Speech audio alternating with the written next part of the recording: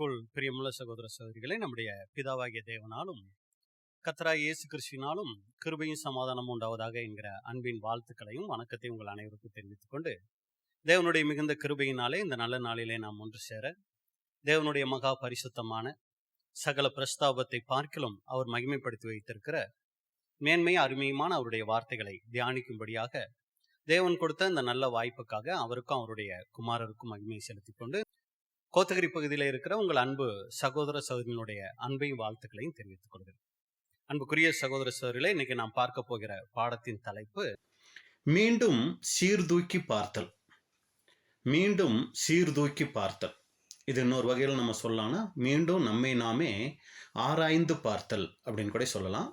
அப்போ இன்னைக்கு நாம் பார்க்க போகிற இந்த பாடத்தின் தலைப்புக்கான ஆதார வசனம் கூட நம்ம பார்த்துடலாம். சங்கீதம் 139 23 24. சங்கீதம் 139 23 மற்றும் 24. தேவனே, என்னை ஆராய்ந்து என் இருதயத்தை அறிந்து கொள்ளும். என்னை சோதித்து என் சிந்தனைகளை அறிந்து கொள்ளும். வேதனை உண்டாக்கும் வழி என்னிடத்தில் உண்டோ என்று பார்த்து நித்திய வழியிலே என்னை நடத்தும். அன்புக்குரிய சகோதர சகோதரிகளே, இந்த வசனத்தை பார்க்கும்போதே உங்களுக்கு புரிஞ்சிருக்கும். இன்னைக்கு என்ன பண்ண போறோம்னா, நம்மளை நாமே ஆராய்ந்து பார்க்க போறோம். ஏன் இன்னைக்கு நம்மளை நாமளே ஆராய்ஞ்சு பார்க்க போறோம் அப்படின்னு சொல்லி பார்த்தீங்கன்னா, நம்ம ஒரு ஆண்டினுடைய இறுதிக்குள்ள வந்திருக்கிறோம். இந்த 2025 வருடத்தினுடைய முடிவுக்குள்ள வந்திருக்கிறோம். அப்போ இந்த வருடம் முழுவதும் தேவன் நமக்கு செய்த நன்மைகளை நினைத்து நம்ம நன்றி செலுத்துறது மாத்திரம் இல்லை, நம்முடைய ஆவிக்குரிய வாழ்க்கையில ஏற்பட்ட வளர்ச்சி வீழ்ச்சி இதெல்லாம் எப்படியா இருந்துச்சு அப்படிங்கிறத கூட நாம் சிந்திக்க வேண்டிய ஒரு காலப்பகுதிங்க. ஏன் பிரதர், வருஷத்துக்கு கடைசியில் தான் இதெல்லாம் சிந்திக்கணுமானா அப்படி இல்லைங்க. அனுதினமும் நம்மளுடைய வாழ்க்கையை நம்ம சிந்திச்சு ஆராய்ஞ்சு பார்க்கணும். வாரந்தோறும் கூட ஆராய்ஞ்சு பார்க்கணும். மாதந்தோறும் கூட நம்ம ஆராய்ஞ்சு பார்க்கணும். மட்டும் இல்லை, ஒரு வருடத்தின் கடைசி பகுதியிலையும் கூட இந்த ஒரு வருட காலமாய் நம்முடைய ஆவிக்குரிய ஜீவியத்தில் நாம் செய்து கொண்ட அந்த உடன்படிக்கையின் வாழ்க்கையில் ஏற்பட்டுட்டதான வளர்ச்சிகள் எவ்வளவு நம்ம ஆவிக்குரிய ஜீவத்தில் வளர்ந்துருக்கிறோம், எந்தெந்த பகுதிகளில் நம்ம வீழ்ச்சி அடைஞ்சிருக்கிறோம் அப்படிங்கிறத கூட நாம் சீர்தூக்கி பார்க்கறது நமக்கு ரொம்ப ஒரு பிரயோஜனமாக இருக்கும். அதனால தான் இன்னைக்கு இப்படி ஒரு பாடத்தை நம்ம ஆயத்தம் பண்ணியிருக்கிறோம்.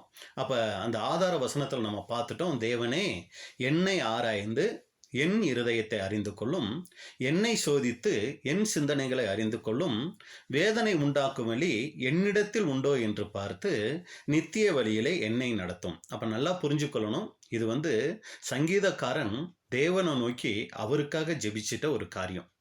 இது ஒரு பாடல் போல இருந்தாலும் ஒரு ஜெபமாக கூட இதை நம்ம எடுத்துக்கொள்ளலாம்.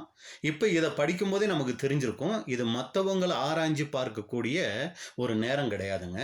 நம்மளை நாம் தனிப்பட்ட முறையில் ஆராய்ஞ்சு பார்க்கணும். அதனால தான் இதில் பார்த்தீங்கன்னா என் அப்படிங்கிற என்னிடத்தில்ங்கிற வார்த்தை அந்த 2 வசனத்தில் எத்தனை தடவை வருது அப்படின்னு சொல்லி நீங்கள் பார்த்தீங்கன்னா 6 தடவை வருது.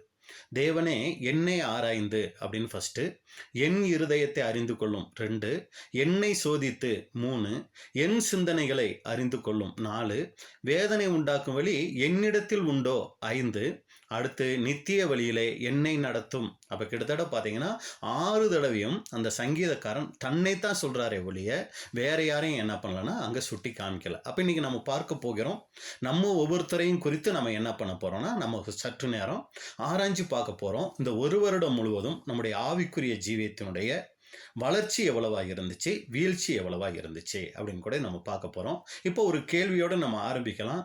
ஏன் பிரதர் நம்மளை நாமே சீர்தூக்கி பார்க்கணும்? பேசாமல் எப்பவும் போல் அப்படியே கடந்து போகலாமே, அப்படியே வாழ்கிற மாதிரியே வாழ்ந்துட்டு அப்படியே ஆவிக்குரிய வாழ்க்கையும் வாழ்ந்து உலக பிரகாரமான ஒரு வாழ்க்கையும் வாழ்ந்து அப்படியே 2026 கூட கடந்து போகலாமே. எதுக்கு நம்மளை சீர்தூக்கி பார்க்கணும்னா, முதல் காரியம் அன்புக்குரிய சகோதர சகோதரிகளே, இன்னைக்கு உலகத்தில் நம்ம எடுத்துக்கிட்டோம்னா ஒரு ஆரோக்கியமான வாழ்க்கை வாழணும்னா நம்ம என்ன பண்ணோம்னா, நம்மளுடைய சரீரத்தை அடிக்கடி செக்அப் பண்ணிக்கணும். என்ன பண்ணுறோன்னா, ஒன்று லேபில் போய் செக்அப் பண்ணிக்குவோம், இல்லைனா டாக்டர்கிட்ட போயிட்டு நம்மளோட இப்போலாம் பார்த்தீங்கன்னா நிறைய ஹாஸ்பிட்டலில் வந்துருச்சுங்க முழு உடல் பரிசோதனை அப்படின்னு சொல்லி.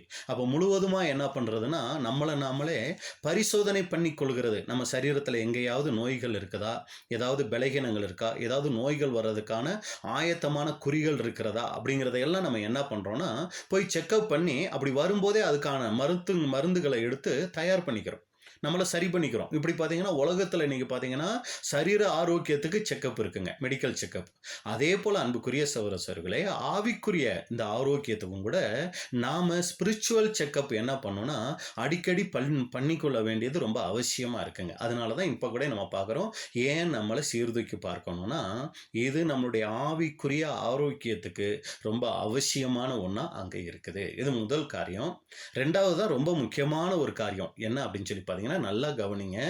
நாம இன்னைக்கு வாழ்கிற இந்த ஆவிக்குரிய ஜீவியத்தில் எதையெல்லாம் நல்லதுன்னு நினச்சி செஞ்சுக்கிட்டு இருக்கோமோ, நல்லா கவனிங்க, இந்த ஆவிக்குரிய ஜீவியத்தில் எதையெல்லாம் நல்லதுன்னு நம்ம நினச்சி செஞ்சுக்கிட்டு இருக்கோமோ அது ஒரு சமயம் தேவனுடைய பார்வையில் வெறுப்பா, அவர் விரும்பாத ஒன்றா இருந்துடுறதுக்கு வாய்ப்பு இருக்குங்க. நல்லா கவனிச்சிங்களா? அதாவது நம்ம நல்லதுன்னு நினச்சி ஒரு சில காரியங்கள் இன்னைக்கு ஆவிக்குரிய ஜீவியத்தில் செஞ்சுட்டு இருப்போம். ஆனால் தேவனுடைய பார்வையில் அது அவருக்கு பிரியமாக இருக்கும்னு நினச்சி செஞ்சுக்கிட்டு இருப்போம். ஆனால் ஒரு சமயம் தேவன் அதை வெறுப்பாக பார்க்கறதுக்கு கூட வாய்ப்பு இருக்குது. எப்படி இதை புரிஞ்சுக்கலாம் அப்படின்னு சொல்லி நீங்கள் பார்த்தீங்கன்னா, நாம் இன்னைக்கு நல்லதுன்னு எதையெல்லாம் செய்வோம் அப்படின்னா, காலையில் எழுந்து ஜெபம் செய்வோம், வேதம் வாசிப்போம். அடுத்து நீங்கள் பார்த்தீங்கன்னா உலக பிரகாரமான வேலைகளுக்கு நம்ம போனாலும் நமக்கு கிடைக்கிற நேரங்களில் பலியின் வாழ்க்கை நம்ம வாழ்கிறோம். அதாவது ஊழியங்கள் செய்கிறோம், மற்ற சகோதர சகோதரிகளுக்கு ஒரு சில காரியங்கள் செய்யலாம், ஒரு பலியின் வாழ்க்கை நம்ம செஞ்சிட்ருக்கோம். இது நாம் செய்கிற நல்லது.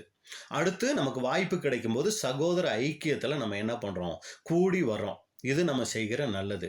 அடுத்து நம்ம பிதாவாகிய தேவனை, ஆண்டவராகிய இயேசு கிறிஸ்துவை மகிமைப்படுத்துகிறோம், அவங்கள அறிந்து கொண்டோம். இதெல்லாம் என்னதுன்னா நல்ல விஷயங்கள். சரிங்களா? இந்த நல்ல விஷயங்களே ஒரு சமயம் தேவனுடைய பார்வையில் வெறுப்பாக மாறுறதுக்கு வாய்ப்பு இருக்குது. அது எப்படி பிரதர்? நம்ம செய்கிற ஜெபம், வேதம் வாசிக்கிறது, பலியின் வாழ்க்கை வாழ்கிறது, சகோதர ஐக்கியத்தில் இணைஞ்சி செய்கிறது, பிதாவாகிய தேவனை, ஆண்டவராகிய இயேசு கிறிஸ்துவை மகிமைப்படுத்துறது வெறுப்பாயிடுமா? அது எப்படி தேவனுக்கு வெறுப்பாகும்? அதெல்லாம் தேவனை சந்தோஷப்படுத்துகிற விஷயங்கள் தானே அப்படின்னு நம்ம நினச்சோம்னா, அன்புக்குரிய சகோதரர்களே, உண்மையிலே அது தேவனை சந்தோஷப்படுத்துகிற விஷயம், நல்ல விஷயம்தான்.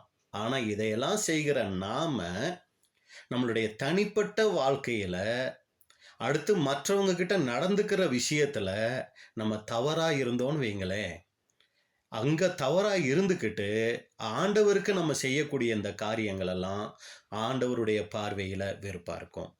ஆண்டவருக்கு இதெல்லாம் செஞ்சுக்கிட்டு சக மனிதர்கள்கிட்டையும் நம்மளுடைய தனிப்பட்ட வாழ்க்கையிலையும் நாம் தேவனுக்கு பிரியமாக நடந்தோம்னா ரெண்டும் ஓகே ஆகிடும்.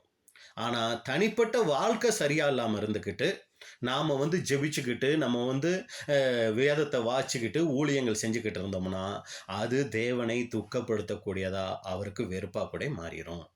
இதுக்கு நம்ம உதாரணம் பார்க்கும்போது நமக்கு நல்லா புரியும். இதுக்கு யாரை உதாரணம் எடுக்கிறோன்னா, இஸ்ரேல் ஜனங்களுடைய வாழ்க்கையை எடுத்துக்கலாம். இஸ்ரேல் ஜனங்களை தேவன் எதுக்கு தெரிஞ்சுக்கிட்டார் தெரியுங்களா? அவங்கள தெரிஞ்சுக்கிட்டதனுடைய முக்கியமான நோக்கம் என்னன்னா, ஏசாயா 43 அதிகாரம் 21வது வசனம். ஏசாயா 43:21. இந்த ஜனத்தை எனக்கென்று ஏற்படுத்தினேன், இவர்கள் என் துதியை சொல்லி வருவார்கள். பாத்தீங்களா? இஸ்ரேல் ஜனங்களை தேவன் தெரிந்து கொண்டதோட முக்கியமான நோக்கமே என்னன்னா, அவர்கள் தேவனுடைய துதியை சொல்லி வர்றதுக்காக. அப்ப இஸ்ரேல் ஜனங்கள் துதிச்சாங்கன்னா தேவன் மகிமைப்படணும், சந்தோஷப்படணும் இல்லைங்களா? சந்தோஷப்பட்டாரா? அடுத்து நீங்க பாத்தீங்கன்னா அவங்களுக்கு நிறைய பிரமாணங்கள் கொடுத்தாருங்க. லேவியர் ஆகமத்தை நம்ம பார்க்கும்போது நிறைய பலிகள் கொடுத்தாரு. இப்போ இந்த பலிகள் எல்லாம் யாரு கொடுத்தானா? ஆண்டவர் தான் கொடுத்தாரு. எதுக்குன்னு ஒவ்வொரு காரியத்துக்கும் ஒவ்வொரு விதமான பலிகள்லாம் கொடுத்துருந்தாரு. இப்போ அந்த பலிகள் அந்த இஸ்ரேல் ஜனங்கள் செலுத்தும் போது அதை தேவன் சொல்லி தான் செலுத்துறாங்க. அப்போ அதை நிமித்தம் தேவன் என்ன ஆகணும்? சந்தோஷம் தானுங்களே படணும். அப்போ இஸ்ரேல் ஜனங்கள் துதியில தேவன் சந்தோஷப்பட்டாரா? இஸ்ரேல் ஜனங்கள் செலுத்தின அந்த பலியில தேவன் சந்தோஷப்பட்டாரா அப்படின்னு சொல்லி நம்ம பார்த்தோம்னா, ஆமோஸ் 5ஆம் அதிகாரம் 21 23 வரைக்கும். ஆமோஸ் 5ஆம் அதிகாரம் 21வது வசனம் முதல் 23 வசனம் வரைக்கும். உங்கள் பண்டிகைகளை பகைத்து வெறுக்கிறேன். நல்லா கவனிச்சிங்களா அன்புக்குரிய சகோதர சகோதரிகளே? பண்டிகைகளை ஏற்படுத்தினது தேவன். ஆனால் இப்போ அந்த பண்டிகைகளை இஸ்ரேல் ஜனங்கள் கொண்டாடும் போது தேவன் அதை எப்படி பார்க்குறாராம்? வெறுப்பாக பார்க்குறாராம். நல்ல விஷயம்தான், தேவன் சொன்ன விஷயம்தான். ஆனால் இப்போ தேவனுடைய பார்வையில் அது என்னவா இருக்கு? வெறுப்பாக இருக்கு. உங்கள் ஆசரிப்பு நாட்களில் எனக்கு பிரியமில்லை. உங்கள் ஆசரிப்பு நாட்களில் எனக்கு பிரியமில்லை. அந்த ஆசரிப்பு நாட்களை ஏற்படுத்தி கொடுத்தது யாரு? தேவன் தான். ஆனால் இப்போ அந்த ஆசரிப்பு நாட்களை இஸ்ரேல் ஜனங்கள் செய்யும் போது அதில் தேவனுக்கு பிரியம் இல்லை. உங்கள் தகன பலிகளையும் போஜன பலிகளையும் எனக்கு படைத்தாலும் நான் அங்கீகரிக்க மாட்டேன். தகன பலிகளை போஜன பலிகளை படைக்க சொல்லி சொன்னது யாரு? தேவன் தான். ஆனா இப்ப அதை இஸ்ரேல் ஜனங்கள் செய்யும் போது தேவன் சொல்றாரு, இதை நான் அங்கீகரிக்க மாட்டேன் அப்படிங்கிறாரு. கொழுமையான உங்கள் மிருகங்களின் சோத்திர பலிகளையும் நான் நோக்கி பார்க்க மாட்டேன். மிருகங்களினுடைய அந்த ஸ்தோத்திர பலிகளையும் அதை செலுத்தி ஸ்தோத்திர பலி அவங்க செலுத்துவாங்க, அதையும் கூட என்ன சொல்றாருன்னா நான் நோக்கி பார்க்கவே மாட்டேங்கிறாரு. உன் பாட்டுகளின் இரைச்சலை என்னை விட்டு அகற்று, உன் வீணைகளின் ஓசையை நான் கேட்க மாட்டேன். நல்லா கவனிச்சிங்களா? இந்த ஜனங்களை எனக்கென்று ஏற்படுத்தினேன், இவர்கள் என் துதியை சொல்லி வருவார்கள் அப்படின்னு சொன்ன தேவன் தான் இப்ப என்ன சொல்றாருன்னா, உன் பாட்டுகளின் இரைச்சலை என்னை விட்டு அகற்று, உன் வீணைகளின் ஓசையை நான் கேட்க மாட்டேன். அப்ப நல்லா புரிஞ்சுக்கிட்டீங்களா? நல்லதுன்னு நினைச்சு இந்த இஸ்ரேல் ஜனங்கள் செய்யறாங்க, தேவன் சொன்னதை தான் செய்யறாங்க, ஆனா அதை தேவன் ஏற்றுக்கொள்ளல. இதை இன்னொரு மொழிபெயர்ப்புல பாத்தீங்கன்னா, உங்கள் பண்டிகைகள் எனக்கு வெறுப்பாக இருக்கின்றன, அவற்றை அருவருக்கிறேன், உங்கள் திருவிழாக்களில் எழும்புகிற வாசனை எனக்கு பிடிக்கவில்லை, நீங்கள் தகன பலிகளையும் காணிக்கைகளையும் செலுத்தினாலும் கூட அவற்றை ஒதுக்கி தள்ளுவேன், அவற்றை நான் ஏற்றுக்கொள்ள மாட்டேன், சமாதான பலியாக நீங்கள் செலுத்தும் கொழுத்த மிருகங்களை பார்க்க கூட மாட்டேன். பார்த்தீங்களா அன்புக்குரிய சகோதர சகோதரிகளே, இதெல்லாம் எதுக்கு சொல்ல வந்துட்டோம்? நாம கூட அநேக நேரங்களில் நல்லதுன்னு நினைச்சு செய்யற காரியம் தேவனுக்கு வெறுப்பா போறதுக்கு வாய்ப்பு இருக்கு, தேவன் அதை நோக்கி பார்க்காம இருக்கிறதுக்கு வாய்ப்பு இருக்கு. இங்க இஸ்ரேல் ஜனங்கள் செஞ்சிட்ட அந்த ஆன்மீக காரியங்கள் தேவனை சந்தோஷப்படுத்தல, தேவனுக்கு வெறுப்பா இருந்துச்சு. ஏன், என்ன காரணம் அப்படின்னா, இஸ்ரேல் ஜனங்கள் தேவனுக்கு செய்ய வேண்டியதை சரியா செஞ்சாங்க, ஆனா சக மனிதர்களுக்கு இந்த பூமியில வாழ்கிற வாழ்க்கையில அவங்க சரியா நடந்துக்கிட்டாங்களா அப்படின்னு சொல்லி பார்த்தீங்கன்னா, அங்க அவங்களுடைய அனுதின வாழ்க்கையில அவங்க சரியா நடந்து கொள்ளல. தேவனுக்கு இதையெல்லாம் சரியா செஞ்சுக்கிட்டு சக மனிதர்களுக்கு செய்ய வேண்டிய நன்மையை விட தீமையை அதிகமா செஞ்சுட்டாங்க. இதுதான் தேவன் அங்க அவருக்கு செஞ்ச காரியத்தை அருவருக்கிறதுக்கான காரணமா ஆயிடுச்சு. பாருங்க, இந்த ஆமோஸ்லயே ஏன் தேவன் இந்த பலிகளை காணிக்கைகளை விரும்பலைங்கிறதுக்கு முன்னாடியே அதுக்கு சொல்றாரு. ஆமோஸ் அதே 5ஆம் அதிகாரம் 11 இருந்து 15 வரைக்கும். ஆமோஸ் 5ஆம் அதிகாரம் 11 முதல் 15 வரைக்கும். நீங்கள் தரித்திரனை மிதித்து, பாருங்க இவங்க என்ன பண்ணியிருக்கிறாங்க, ஆண்டவரை நல்லா தான் துதிச்சு மகிமைப்படுத்தி இருக்கிறாங்க, ஆனா தரித்திரனை என்ன தெரியுங்களா பண்ணியிருக்காங்க, இந்த பூமியில இருக்கிற தரித்திரரை மிதிச்சிருக்கிறாங்க. தரித்திரனை மிதித்து அவன் கையிலே தானியத்தை சுமை சுமையாய் வாங்குகிறபடியினால் நீங்கள் பொழிந்த கற்களால் வீடுகளை கட்டினீர்கள், ஆனாலும் அவைகளில் நீங்கள் குடியிருப்பதில்லை. இன்பமான திராட்சை தோட்டங்களை நாட்டினீர்கள், ஆனாலும் அவைகளின் ரசத்தை நீங்கள் குடிப்பதில்லை. உங்கள் மீறுதல்கள் மிகுதி என்றும் உங்கள் மீறுதல்கள் மிகுதி என்றும் உங்கள் பாவங்கள் பலத்ததென்றும் அறிவேன். நீதிமானை ஒடுக்கி பரிதானம் வாங்கி ஒளிமுக வாசலில் ஏழைகளின் நியாயத்தை புரட்டுகிறீர்கள். நீதிமான ஒடுக்கிட்டீங்க, லஞ்சம் வாங்கிட்டீங்க, ஒளிமுக வாசல்ல ஏழைகளோட நியாயத்தை என்ன பண்ணிட்டீங்க, புரட்டிட்டீங்க. ஆகையால் புத்திமான் அந்த காலத்திலே மௌனமாய் இருக்க வேண்டும். அந்த காலம் தீமையான காலம். நீங்கள் பிழைக்கும்படிக்கு தீமையை அல்ல நன்மையை தேடுங்கள். அப்ப என்ன ஆயிடுக்கு, இவங்க நன்மையை தேடாம தீமையை தேடி இருக்கிறாங்க. அதனாலதான் சொல்றாரு, நீங்க பிழைக்கணுமா என்ன பண்ணுங்க, தீமையை அல்ல நன்மையை தேடுங்கள். அப்பொழுது நீங்கள் சொல்லுகிறபடியே சேனைகளின் தேவனாகிய கர்த்தர் உங்களோட இருப்பார். அப்ப தேவன் உங்களோட இருப்பாரு. ஆனா நீங்க என்ன பண்ணிட்டீங்க அப்படின்னா, என்ன பண்ணணும் அப்படின்னா, நீங்கள் தீமையை வெறுத்து நன்மையை விரும்பி ஒளிமுக வாசலில் நியாயத்தை நிலைப்படுத்துங்கள். நாங்க மேல இருக்க வசனத்திலே நம்ம பார்த்தோம், ஒளிமுக வாசலில் ஏழைகளின் நியாயத்தை புரட்டுகிறீர்கள். அதை செய்யாம ஒளிமுக வாசல் என்ன பண்ணுங்க, நியாயத்தை நிலைப்படுத்துங்க. ஒருவேளை சேனைகளின் தேவனாகிய கர்த்தர் யோசேப்பிலே மீதியானவர்களுக்கு இறங்குவார். இதான் அன்புக்குரிய சகோதர சகோதரிகளை நம்ம இதுவரைக்கும் பார்த்துட்ட காரியம். இஸ்ரேல் ஜனங்கள் தேவனுக்கு பிரியம்னு சொல்லி ஒரு சில காரியங்கள் செஞ்சாங்க, ஆனா தேவன் அதை வெறுப்பா நினைச்சாரு. ஏன் தேவன் அதை வெறுப்பா பார்த்தாருன்னா, சக மனிதர்கள் மத்தியில இவங்க என்ன பண்ணல அப்படின்னா, இவங்க தேவனுக்கு நல்லதை செஞ்சுக்கிட்டே சக மனிதர்களுக்கு நன்மை செய்யறதை விட்டுட்டு தீமையை செஞ்சாங்க. அப்ப தேவன் என்ன துதிச்சா போதும்னு சொல்லி சந்தோஷப்படாம பூமியில அந்த இஸ்ரேல் ஜனங்கள் வாழ்கிற வாழ்க்கையை பார்க்கிறாரு. அது தீமை நிறைஞ்சதா இருந்ததுனால இதை அவரால் ஏற்றுக்கொள்ள முடியல. அப்போ இதில் நமக்கு என்ன பாடம் அப்படின்னா, நம்மளும் கூட அநேக ஆவிக்குரிய நல்ல காரியங்கள் செய்கிறோம். நல்லா ஜெபம் பண்ணுறோம், நல்லா வேதம் வாசிக்கிறோம், அநேக பலியின் ஜீவியம்னு சொல்லி ஆவிக்குரிய ஊழியங்களில் ஈடுபடுறோம். இதெல்லாம் ரொம்ப நல்லது, தேவன் செய்ய சொன்னது தான். ஆனால் நம்மளுடைய தனிப்பட்ட வாழ்க்கை முறை அதைத்தான் தேவன் ஒத்து பார்க்குறாருங்க. நம்ம எவ்வளவு துதிக்கிறோம், எவ்வளவு வேதம் வாசிக்கிறோம், எவ்வளவு ஜெபிக்கிறோம் அப்படிங்கிறத விட காலையிலேருந்து சாயங்காலம் வரைக்கும் ஒரு வாழ்க்கை வாழ்கிறோம் இல்லைங்களா? காலையில் எந்திரிச்ச உடனே ஜெபம் பண்ணுறோமா, பைபிள் படிக்கிறோமா, அது நல்ல விஷயம்தான். அதை காட்டிலும் தேவன் பார்க்குற விஷயம் என்ன தெரியுங்களா? இதையெல்லாம் செஞ்சு முடிச்சுட்டு வெளியில் கிளம்புறோமே, இல்லை வீட்டில் இருக்கிறவங்க கிட்ட நம்ம நடந்து கொள்கிறோமே, அடுத்து வெளியில் நம்ம போகிறோம், வேலை ஸ்தலங்களில் பிஸ்னஸில் ஈடுபடுறோம், இந்த மாதிரி ஒரு சில காரியங்கள்லாம் செய்கிறோம் இல்லைங்களா? அதில் நாம் எப்படிப்பட்டவங்களாக இருக்கோங்கிறத தேவன் கூர்ந்து பார்க்குறாருங்க. அதை சரியாக நம்ம நடத்தாமல் சரியாக செய்யாமல் இருந்துக்கிட்டு தேவனை நம்ம மகிமைப்படுத்தணும்னா அதில் தேவன் பிரியப்படுறதில்ல. அதனால தான் முதலே சொன்னோம், ஏன் இந்த மீண்டும் சீர்தூக்கி பார்த்தல் இந்த 2025 கடைசி பகுதியில் அப்படின்னா, நாம் நல்லதுன்னு நினச்சி செய்கிற அநேக காரியங்கள் தேவனுடைய பார்வையில் வெறுப்பாக இருந்துடுறதுக்கு வாய்ப்பு இருக்குது. இது நம்ம பழைய ஏற்பாடு காலத்தில் இஸ்ரேல் ஜனங்கள்கிட்ட இருந்து கற்றுக்கொண்ட காரியம். இப்போ புதிய ஏற்பாடு காலத்துக்கு வரோம். புதிய ஏற்பாடு காலத்தில் யூத ஜனங்கள் இருந்தாங்க. அங்கே இஸ்ரேல் ஜனங்கள் 12 கோத்திரமாக நம்ம பார்த்தோம். இப்போ பொதுவாகவே யூத ஜனங்கள் தான் அவங்க அழைக்கப்பட்டாங்க. அப்போ இயேசு கிறிஸ்துனுடைய ஆண்டவராக இயேசு கிறிஸ்துனுடைய காலத்தில் நீங்கள் பார்த்தீங்கன்னா, புதிய ஏற்பாட்டு காலத்தில் எப்படி இருந்துச்சுன்னா, அன்னைக்கு இருந்த யூத ஜனங்கள் யாவே தெய்வத்தை பிதான்னு சொல்லிக்கிட்டாங்க. அவங்களுடைய தெய்வ நம்பிக்கை, விருத்த சேதனம், அவங்களுக்கு இருந்த ஆலயம், அவங்களுக்கு இருந்த தொழுகை முறை, அதாவது ஜெபம், உபவாசம், இந்த மாதிரி காணிக்கை, இந்த மாதிரி காரியங்களை எல்லாம் ரொம்ப பெருமையாக அவங்க நினச்சிக்கிட்டு இருந்தாங்க.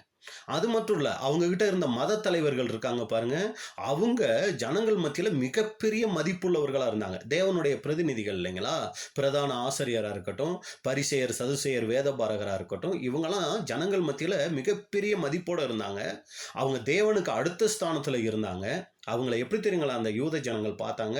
அவங்களுடைய ஆவிக்குரிய தகப்பனாக பார்த்தாங்க, ஆவிக்குரிய குருவாக பார்த்துக்கிட்டு இருந்தாங்க. இப்போ ஆண்டவராக இயேசு கிறிஸ்து வந்து இஸ்ரேல் அந்த யூத ஜனங்கள் மத்தியில் சொல்கிறாரு, உங்களுடைய பார்வை தவறு, உங்களுடைய இந்த ஆவிக்குரிய சடங்காச்சாரங்கள் எல்லாமே தவறு, நீங்கள் எப்படிப்பட்ட ஆட்களாக இருக்கிறீங்க, உங்களுடைய பிதா எப்படிப்பட்டவராக இருக்கிறார் அப்படின்னு சொல்லும்போது பாருங்கள், யோவான் 8ஆம் அதிகாரம் 44வது வசனம். யோவான் 8:44.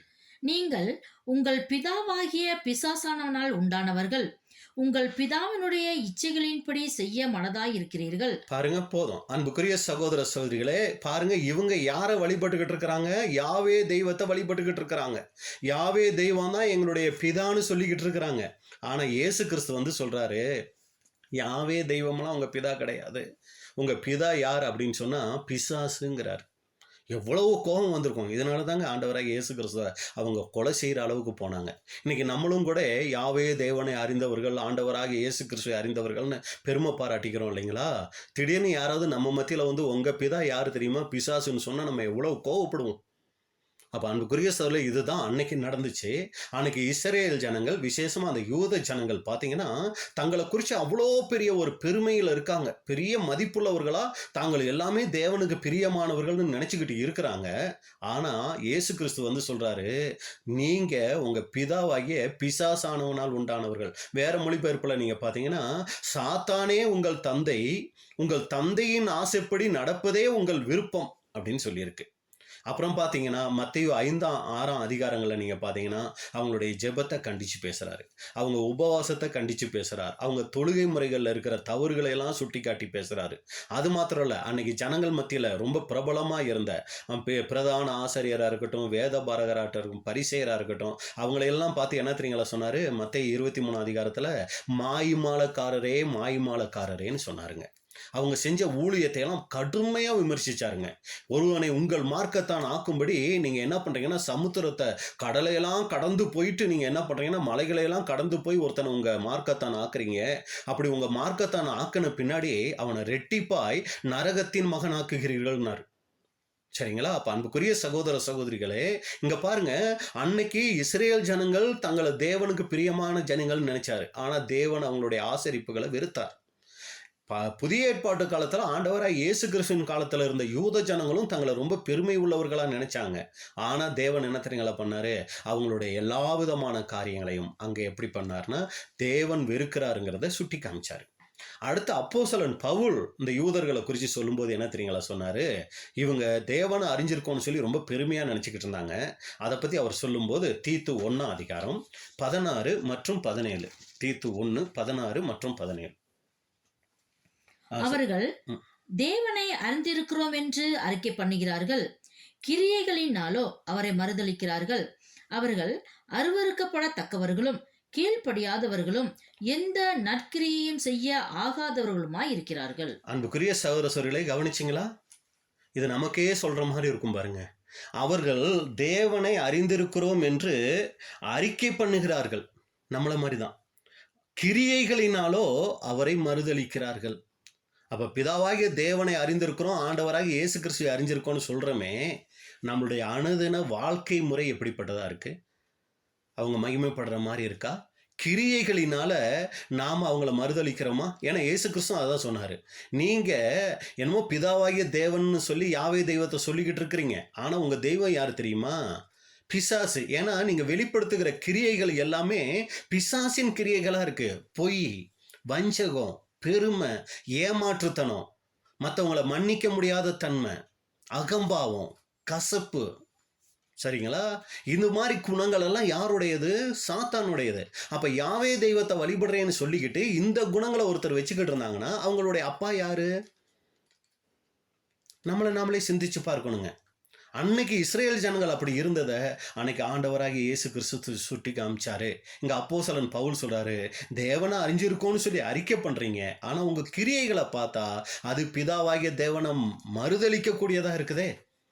இது இன்னொரு மொழிபெயர்ப்புல சொல்லும்போது, கடவுளை அறிந்திருப்பதாக அவர்கள் அறிக்கை இடுகிறார்கள், ஆனால் அவர்களுடைய செயல்கள் அதை மறுதலிக்கின்றன.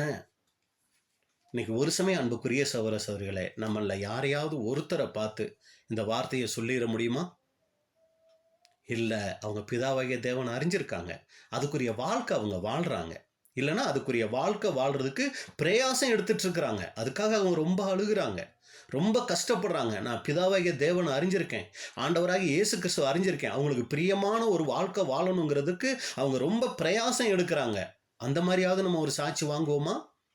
இல்லைங்க, இவங்க சும்மா பேருக்கு தாங்க பிதாவாகிய தேவனை அறிஞ்சிருக்கோம், ஆண்டவராகிய இயேசு கிறிஸ்துவை அறிஞ்சிருக்கோம்னு சொல்றாங்க, ஆனா கிரியைகளை பார்த்தீங்கன்னா அதுல கொஞ்சம் கூட உண்மைத்தன்மையே இல்லை அப்படின்னு சொல்லிடுவாங்களா? அன்புக்குரிய சகோதர சகோதரிகளே, அப்ப இதில் நமக்கு என்ன பாடம்னா, அன்னைக்கு இஸ்ரேல் ஜனங்களினுடைய தொழுகை முறைகளை தேவன் வெறுத்தார். காரணம், அவங்க பூமிக்குரிய வாழ்க்கையில சாதாரண சக மனிதர்கள் கிட்ட நடந்து கொள்கிற விதத்துல நன்மையை விட தீமையை அதிகம் செஞ்சாங்க. யூத ஜனங்களுடைய தொழுகை முறையை இயேசு கிறிஸ்து அங்க கண்டிக்கிறார். காரணம், அவங்க தங்களை பெருசா நினைச்சுக்கிட்டாங்க, நாங்க தேவனை அறிந்தவர்கள்னு சொல்லி பெருசா தங்களை பிரபலப்படுத்திக்கிட்டாங்க. அந்த பிரபலம், அந்த பெருமை தான் அவங்களுக்கு இருந்துச்சே ஒழிய அவங்க வெளிப்படுத்தக்கூடிய கிரியைகள் இல்லை, தாழ்மை இல்லை, விட்டு கொடுத்து போறது இல்லை, தங்களை தாங்களே பெரிய ஆட்களை காமிக்கிறதுக்கு தான் அவங்க பிரயாசப்பட்டாங்களே ஒழிய அவங்க கிட்ட இந்த தாழ்மை எண்ணம் இல்லை, மற்றவங்களை அரவணைச்சு போகக்கூடிய எண்ணம் அங்கே இல்லை. அவங்களுடைய ஆலயம் சடங்கு முறைகளில் தான் ரொம்ப கவனம் செலுத்தினாங்களே ஒழிய சக மனிதர்களுக்கு செய்ய வேண்டிய காரியங்களில் அவங்க தோல்வியோடு இருந்தாங்க. அப்போஸ்தலன் பவுலும் கூட அதை தான் சொல்கிறாரு, நீங்கள் பிதாவாகிய தேவனை அறிஞ்சிருக்கோன்னு சொல்லி அறிக்கையெல்லாம் பண்ணுறீங்க, ஆனால் கிரியைகளில் அவரை மறுதளிக்கிறீங்கன்னு சொல்கிறத நம்ம பார்க்குறோம். அப்போ அன்புக்குரிய சகோதர சொல்லி இதில் நமக்கு என்ன பாடுங்கும் போது, நாம் இன்னைக்கு பிதாவாகிய தேவனை ஆண்டவராகிய இயேசு கிறிஸ்துவை அறிஞ்சிருக்கிறோம், தேவனோட நல்மனசாட்சியின் உடன்படிக்கை செஞ்சுருக்கிறோம், பலியின் ஜீவியம் செய்கிறோன்னு சொல்லிக்கிறோம். நம்மளை நாமளே சீர்தூக்கி பார்க்கக்கூடிய ஒரு காரியம் நம்முடைய அனுதின வாழ்க்கை முறை. இந்த வருடம் முழுக்க அது எப்படிப்பட்டதாக இருந்துச்சு? தேவன் மகிமைப்படுற மாதிரி நம்முடைய வாழ்க்கை முறை இருந்துச்சா? ஆரம்பத்திலே சொல்லிட்டோம், தேவனே என்னை ஆராய்ந்து என் இருதயத்தை அறிந்து கொள்ளும், வேதனை உண்டாக்கும் வழி என்னிடத்தில் உண்டோ என்று பார்த்து என்னை நித்திய வழியிலே நடத்தும். அப்போ நம்மளை நாமளே ஆராய்ஞ்சு பார்ப்போம், நமக்குள்ளே நடந்திருக்கிற மாற்றங்கள் என்ன. இன்றைக்கெல்லாம் பார்த்தீங்கன்னா நிறைய சபைகளில் இந்த கடைசி நாட்களில் சாட்சி கூட்டங்கள் வைக்கிறாங்க. அவங்க இந்த ஒரு வருடம் முழுவதும் கற்றுக்கொண்ட சத்தியங்களை குறித்தும் அவங்கள தேவன் நடத்தி வந்த விதங்களை குறித்தும் சாட்சி கூட்டங்கள் இன்றைக்கி ஒரு சில சபைகளில் நடத்துகிறத நம்ம பார்க்குறோம். ஆனால் அவங்க சொல்கிற சாட்சிகள்லாம் பார்த்தீங்கன்னா அவங்க கேட்ட சத்தியத்தை மேன்மைப்படுத்துகிற மாதிரி தான். எல்லாரையும் குறை சொல்ல வரல. பொதுவாக நம்ம கேட்கும்போது என்ன தோணுதுன்னா, எல்லாரையும் இல்லை, ஒரு சிலர் சொல்கிறதெல்லாம் எப்படி இருக்குன்னா, எங்களுக்கு இந்த மாதிரி சத்தியம் வெளிப்பட்டுச்சு, அந்த மாதிரி சத்தியம் வெளிப்பட்டுச்சுன்னு சொல்கிறத நம்ம கேட்குறோங்க. வால்யூம்ஸில் இப்படி சத்தியங்கள் வெளிப்பட்டுச்சு, கேரக்டர் ஸ்டடியில் பொன்னான பிரமாணத்தில் இப்படி வெளிப்பட்டுச்சு, இப்படியெல்லாம் சொல்கிறாங்க. நல்லது, ரொம்ப நல்லது. ஆனால் தனிப்பட்ட முறையில் வாழ்க்கையில் நடந்த மாற்றங்கள் என்ன? இன்றைக்கி நம்மளுடைய குடும்பத்தார் நம்மளை குறித்து சாட்சி சொல்ல முடியுமா? இந்த வருடத்தினுடைய ஆரம்பத்தில் என்னுடைய கணவன் இப்படிப்பட்டவராக இருந்தார், ஆனால் முடிவில் அவருக்குள்ளே இவ்வளவு மாற்றங்கள். என்னுடைய மனைவி ஆரம்பத்தில் இப்படி இருந்தாங்க, இப்போ அவங்களுக்குள்ளே இவ்வளோ ஒரு மாற்றங்கள். என் பிள்ளைகள் இப்படி இருந்தாங்க, இப்போ அவங்களுக்குள்ளே இவ்வளோ பெரிய மாற்றங்கள். வேலை செய்கிற இடத்துல இருக்கிறவங்க சொல்ல முடியுமா? இவங்க ஆரம்பத்தில் கொஞ்சம் அப்படி இப்படியெல்லாம் இருந்தாங்க, ஆனால் இப்போ இவங்க வேலையில் இன்னும் உண்மை உள்ளவங்களாக மாறி இருக்கிறாங்க. சொல்ல முடியுங்களா? அன்புக்குரிய சகோதர சகோதரிகளை, நம்மளை நாமளே சீர்தூக்கி பார்க்கணும். ஏன்னா நாம் நல்லதுன்னு நினச்சிக்கிட்டு இருக்கிற கன்வென்ஷனாக இருக்கலாம், டெய்லி சத்தியங்கள் கேட்குறதா இருக்கலாம், யூடியூப்பில் நம்ம பாடங்கள் கேட்குறதா இருக்கலாம், ஆடியோவில் தேவனுடைய வார்த்தைகளை கேட்குறதா இருக்கலாம், பலவிதமான பைபிள் ஸ்டடி நம்ம ஆராய்ச்சி பண்ணக்கூடியதாக இருக்கலாம். ரொம்ப நல்ல விஷயங்கள். ஆனால் இது தேவனை சந்தோஷப்படுத்துமா அப்படின்னா சந்தோஷப்படுத்தும். எப்போ சந்தோஷப்படுத்தும் தெரியுங்களா? அதையெல்லாம் கேட்டுட்டு நாம் தேவனுக்கு பிரியமான ஒரு வாழ்க்கை முறையை சக மனிதர்களுக்கு, அதுவும் சகோதர சகோதரிகளுக்கு மட்டும் இல்லைங்க, சக மனிதர்கள் மத்தியில் நாம் வாழக்கூடிய ஒரு வாழ்க்கை முறையில் தான் தேவன் அதில் தான் பிரியப்படக்கூடியவராக இருக்கிறார். அப்போ இதெல்லாம் எதுக்கு பிரதர்னா, நம்ம கேட்குற சத்தியங்கள், நம்ம கலந்து கொள்கிற மீட்டிங்ஸ் எல்லாமே, ப்ரேயரு, பைபிள் ஸ்டடி எல்லாமே எதுக்குன்னா சக மனிதர்கள் மத்தியில் ஒரு நல்ல வாழ்க்கை வாழ்கிறதுக்கு தாங்க. ஆனால் அது மட்டும் நடக்குது, இது சரியாக நல்வாழ்க்கை வாழ்கிறது நடக்கலைன்னா அந்த இதனால எந்த பிரயோஜனமும் இல்லை. அப்போ இது ரெண்டுமே என்ன ஆகணும்னா சமநிலையாக நம்மளுடைய வாழ்க்கையில் அங்கே இருக்கணும், அன்புக்குரிய சகோதர சகோதரிகளே. அப்போ இதை மனசில் வச்சுக்கிட்டு கொஞ்சம் ஒரு சில காரியங்கள் நம்ம ஆராய்ச்சி பார்க்கலாம். நம்மளை சீர்தூக்கி பார்க்க வேண்டிய முக்கியமான முதல் காரியம் என்னன்னா மாய்மாலம்.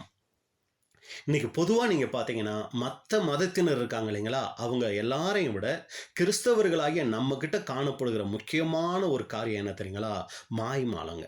இது ஏதோ குறைக்க இது பண்ணி சொல்லணும் இல்லைங்க, பொதுவாக நம்ம சொல்லக்கூடிய ஒரு காரியம். எப்படி சொல்கிறோம் அப்படின்னு சொல்லி பார்த்தீங்கன்னா, மற்ற மதத்தினர்லாம் எப்படின்னா அவங்க எப்படிப்பட்ட சுபாவம் உள்ளவங்களாக இருக்கிறாங்களோ அதை பெரும்பாலும் அப்படியே காமிச்சிருவாங்கங்க. உதாரணத்துக்கு நீங்கள் எடுத்துக்கிட்டிங்கன்னா, ஒரு பெருமையாக ஒரு மனுஷன், உலக மனுஷன் ஒருத்தர் பெருமை பிடிச்சவராக இருக்காருன்னு வைங்களேன், அவர் அந்த பெருமையாகவே அவர் நடந்துக்குவார். அவர்கிட்ட ரொம்ப பெருமையாக நடக்கிறீங்க அப்படின்னா, ஆமாம் நான் ரொம்ப பெருமை தான், என் ஜாதி பெருமை இருக்குது, என் குலப்பெருமை இருக்குது, என் பணப்பெருமை இருக்குது, அவர் சாதாரணமாக அதை சொல்லுவார். மற்றவங்க அதை அவரை பெருமைப்படுத்துறத ரொம்ப விரும்புவாருங்க. அடுத்து நீங்கள் பார்த்தீங்கன்னா ஒரு கோபக்காரராக இருக்கிறாரா, அவர் எல்லார் இடத்துலையும் அவர் ஒரு கோபக்காரராகவே தன்னை காமிச்சுக்குவார். ஒரு சமயம் பணக்காரர், பொருளாசக்காரராக இருக்காருன்னு வைங்களேன், பணம்னு அலையிறவராக இருந்தார்னா அவர் அதையெல்லாம் மறைக்க மாட்டார், அவர் அப்படியே அதை வெளிப்படுத்தக்கூடியவராக இருப்பார். அதே நேரத்தில் அவர் ஒரு சமயம் இந்த மது அருந்தக்கூடியவராக இருந்தார்னா அவர் அதை பற்றியெல்லாம் கவலையே பட மாட்டார், மது அருந்துறவராக எல்லாருக்கும் முன்னாடி தன்னை காமிச்சுக்குவார். ஜாதி வரி பிடிச்சவருங்கும் போது அவர் தன்னோட பேருக்கு பின்னாடி அந்த ஜாதியை போட்டுக்கிறதுல அவர் அவ்வளவு பெருமை உள்ளவராக இருப்பார். அதெல்லாம் தப்புன்னு அவங்களுக்கு ஒரு சமயம் தெரிஞ்சால் கூட அதெல்லாம் அவங்க கவலையே பட மாட்டாங்க. இது உலகத்தில் நம்ம பார்க்குறோம். அவங்க எப்படியோ அப்படியே தங்களை காமிச்சிக்கிறதுல அவங்க ரொம்ப தயாராக இருப்பாங்க. அதுக்காக அவங்க வெட்கப்பட மாட்டாங்க, அவங்க அதை ஒரு இதாகவே எடுத்துக்க மாட்டாங்க.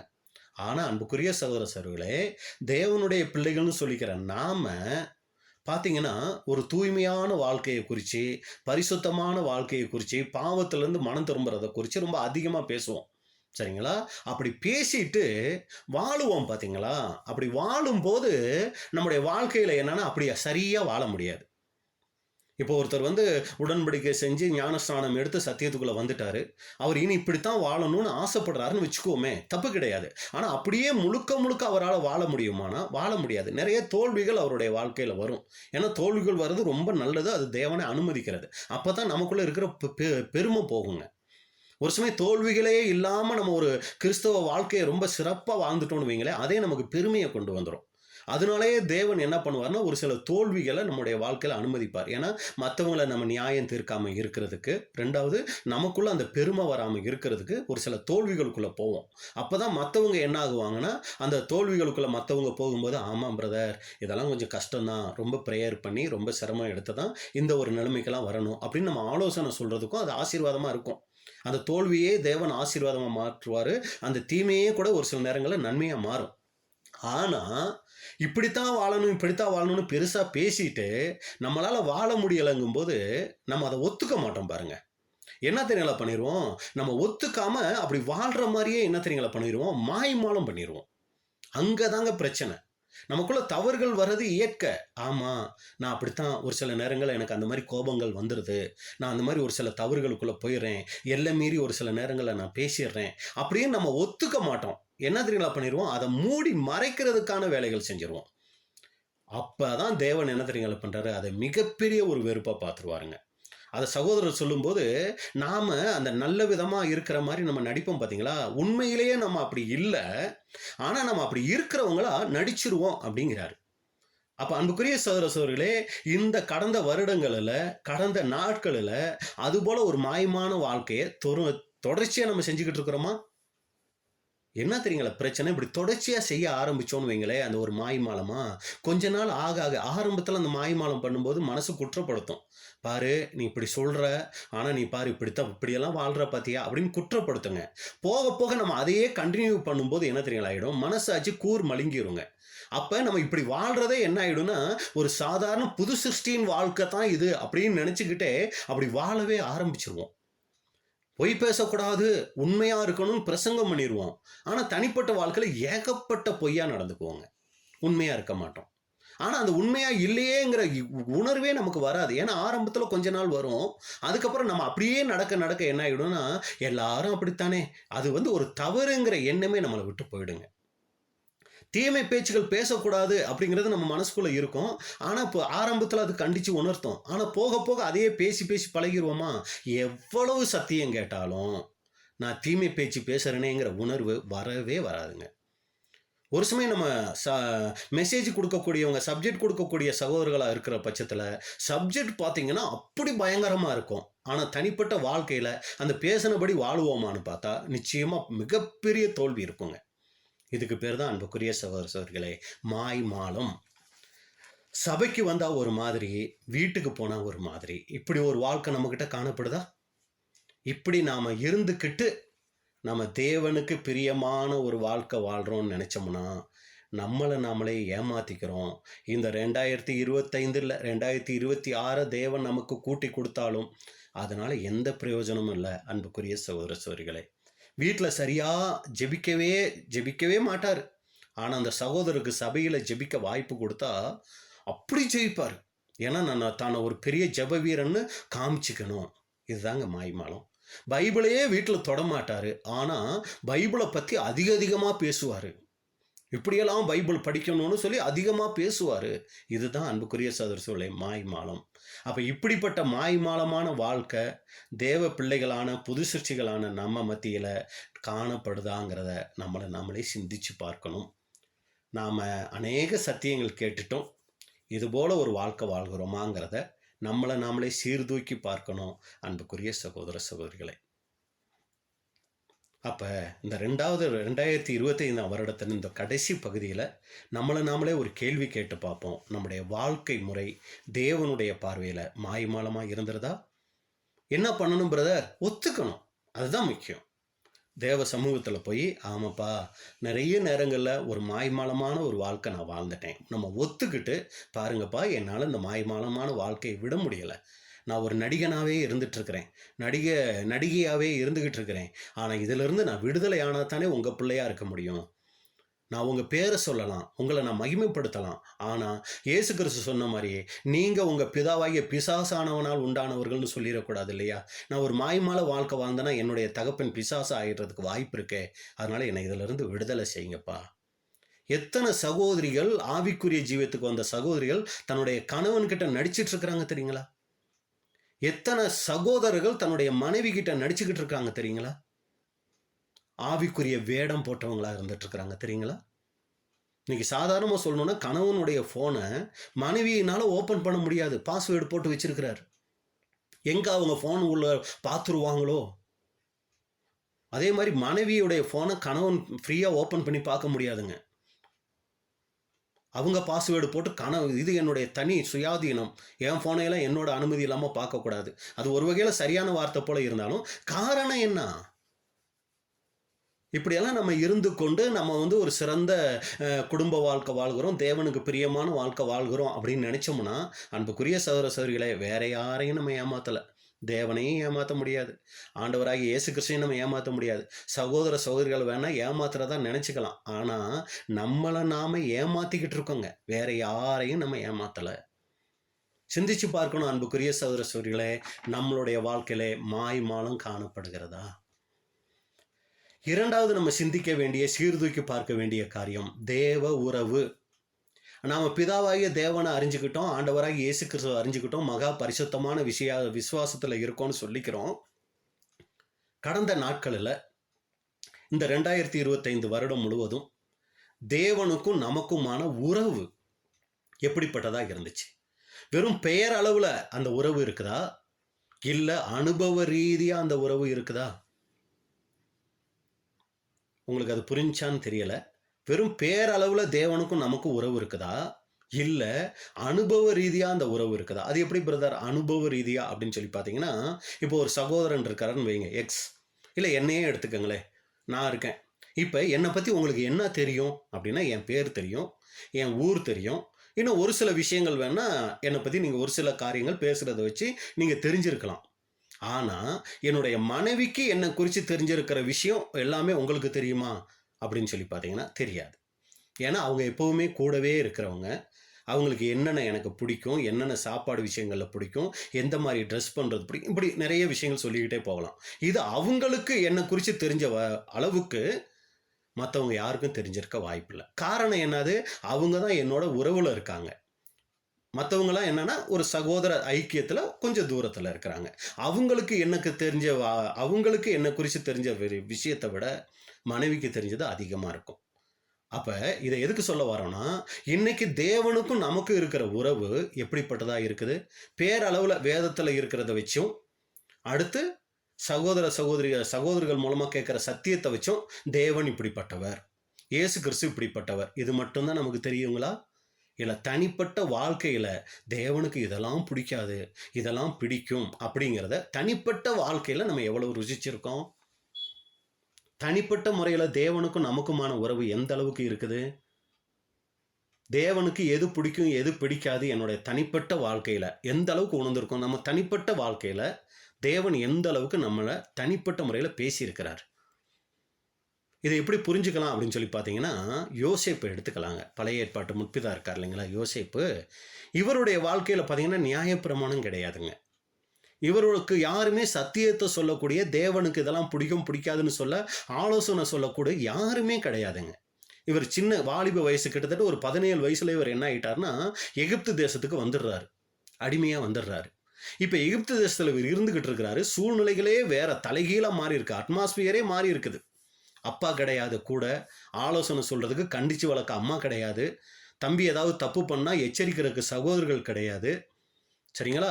இல்லை தப்பி ஏதாவது செஞ்சால் தூரத்துலேருந்து பார்க்கக்கூடிய, வீட்டில் போய் சொல்லக்கூடிய சொந்தக்காரங்க கிடையாது. மனம் போன வாழ்க்கை வாழ்னாங்க. எந்தவித டிஸ்டர்பன்ஸும் யோசேப்புக்கு கிடையாது. ஆனால் அதன் மத்தியில் அவருக்கு ஒரு மிகப்பெரிய தவறு செய்யக்கூடிய ஒரு வாய்ப்பு ஈஸியாக வருது. அவர் அந்த தப்பு செஞ்சால் அதுக்கப்புறம் ஒரு மேன்மையான நிலைமைக்கு போகலாம், போர்த்திபருடைய லெவலுக்கு இவர் போகலாம். போர்த்திபருடைய மனைவியினுடைய ஆசை இச்சைக்கு மட்டும் இவர் ஓகே சொல்லிட்டாருன்னா, அடுத்து இவருக்கு அடிமைங்கிற ஸ்தானம்லாம் கிடையாது, போர்த்திபருக்கு அடுத்த ஸ்தானத்துக்கு இவர் போயிடுவார். ஆனால் அன்புக்குரிய சகோதர சகோதரிகளை பாருங்க, தேவனுக்கு முன்பாக இப்படி ஒரு தவறை நான் எப்படி பாவத்தை செய்கிறது எப்படிங்கிறாரு. யார் இவருக்கு சொல்லி கொடுத்துக்கிட்டு இருந்தா? அந்த நேரத்தில் எந்த சபைக்கு போய்கிட்டு இருந்தாரு? எங்கே இவர் சத்தியம் கேட்டுக்கிட்டு இருந்தாரு? எதுவுமே கிடையாதுங்க. தேவன் உள்ளத்தில் அவரோட உறவுல இருந்தார். நம்ம வசனங்கள் பார்க்குறோம் இல்லைங்களா, இவர் கர்த்தர் யோசேப்போடு இருந்தார், கர்த்தர் யோசேப்போடு இருந்தார்னு. இந்த உறவை தான் நான் சொல்ல வரேங்க.